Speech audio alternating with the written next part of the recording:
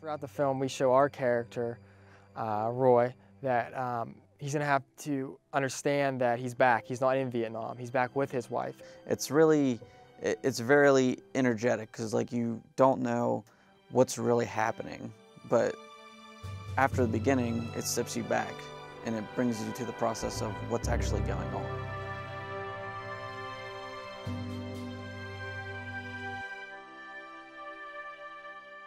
Three, action.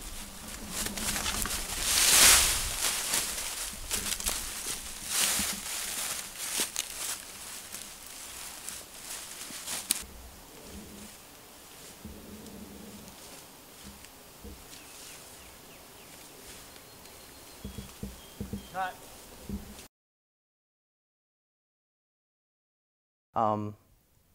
So basically what I did in the beginning, Ryan came up to me and he told me about this contest and I was really interested and wanted to get involved. So I threw something together real quick and just wrote up a quick story plot and outline of what would happen. Ryan and Ethan looked over it and they were pretty impressed, and then we went from there. The first day we really planned everything out and got a really solid foundation for the story. Looking back at the script, actually, it turned out really well. We had a short amount of time because of the My Road Reel contest. We only had so many months to put together, but we really did an awesome job getting a shot list together, getting a storyboard together, and putting it all together in one big package, and we were ready to shoot.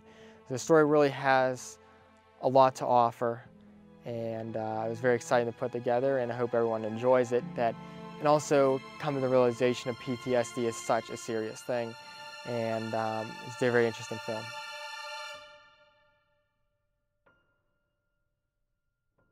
Some of the angles were still shots for a lot of the dialogue, which really made you feel like you were in the dialogue with them. Getting the certain angles we did both days, and then eventually the third day, especially with the apartment scene. We used a slider and also did a fake jib shot, which was really cool. And definitely angles are important in all filmmaking, and a lot of independent filmmakers don't do that. They stick to the standard tripod shot, and we got away from that, which I'm glad we did.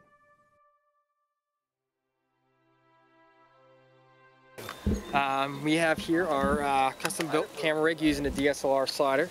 Of course, we have our RØDE microphone here. We record all our sound directly into the Canon 60D.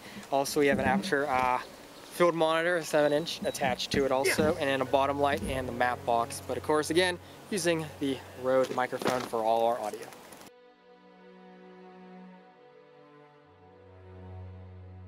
For this film, costumes is key. And we didn't go to a rental store and rent a bunch of war costumes. Local veteran who lives right down the street from me, who was in Vietnam, has lended me before all the military camouflage and uniforms that he used while he was over in Vietnam. And he was in the Air Force. He retired as a master sergeant. And he was strictly up in the air most of the time, but did have his regular battle fatigue war in the jungles, and he lended everything to us, which was really a saving on me, so I would have to go find all the costumes that you normally go get costumes, but we had the real camouflage, real uniforms with us that were used in Vietnam, and that was definitely something special. So when they put those uniforms on, they were really wearing what was war back then.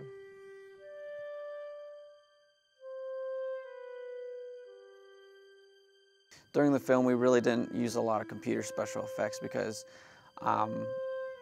it just didn't feel right. So what we did is we did a lot of on-set special effects, like for instance, when a mortar would come down and hit, we would actually throw dirt on the actors to try to get the realism of, like, when a mortar hits, it throws dirt everywhere and shrapnel, but obviously there wasn't shrapnel, it was just dirt. All right, so right now I have a bucket of dirt mixed with some baking flour. Basically, we're using this as a mortar explosion since we don't have the money or the special effects company out to do air explosions. We're doing a makeshift with a bucket and dirt. And also we're using the flour as more of a dust cloud. So that's what we're doing. But for this film, we didn't want to do the Hollywood version of a war movie. In itself, it's not even a war movie. It's more of about post-traumatic stress and coming back after the war, but it has flashbacks of what happened. And we didn't use any at all.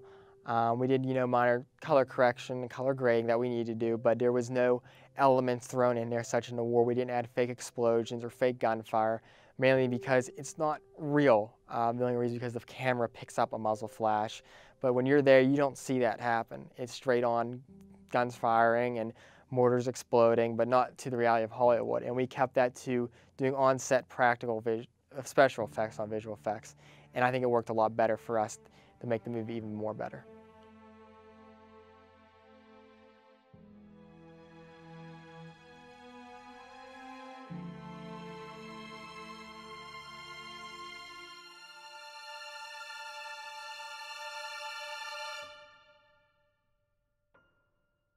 The sets.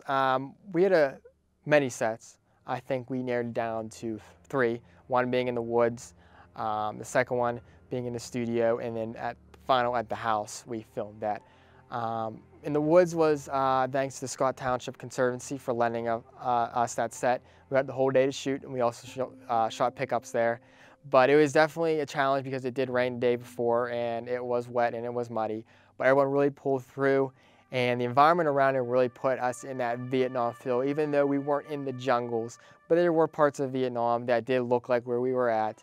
And it's all good in portraying the best we could on the budget we are. And I think it really turned out well for day 1 on that first set.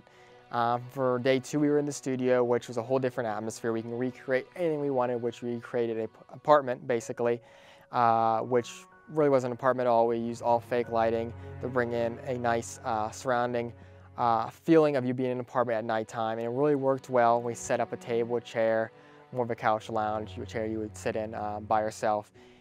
And then we moved to day 3, we're at a house.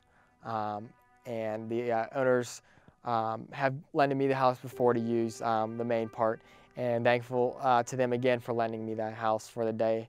And we actually shot that at night, actually, and it turned out really well. I was very pleased with it. It has a very old era to it, so it fit what we were doing. And it's very excited to film there again. And those were our 3 locations we used, and they really made the film what it is.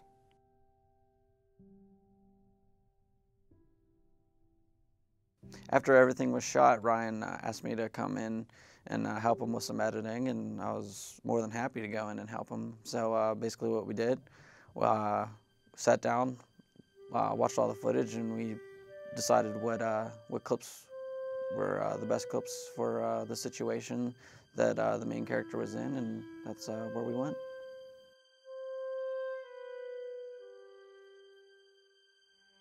Once that happened, Mike sent it off to me, and I sat in my studio and worked for a few weeks and put the 5-minute film together. Now it was hard to put a 5-minute film together, mainly because it's 5 minutes and we shot 15 minutes worth. So knocking that down to 5 minutes was really difficult. Had to leave a lot out that I didn't want, but kept it to what we need to tell the story. Being a director for a first official film is something special to me. I mean, I've dealt different paths in filmmaking of what I really wanted to do, but for some reason I always jump back to directing. I don't know why, it goes from maybe something visual effects, but it always goes back to directing. And I love being outside and filmmaking since I was little, and I think I'm going to continue with that. And taking on a project like this as my first short film, I was very proud of it, and I think it really brought me home, and I'll continue to direct. And even after this film, even if we don't win the competition, I'm going to continue directing and making more short films, and hopefully eventually get to a feature-length film and then move up the chain in Hollywood and maybe one day direct one of my big movies I would like to direct.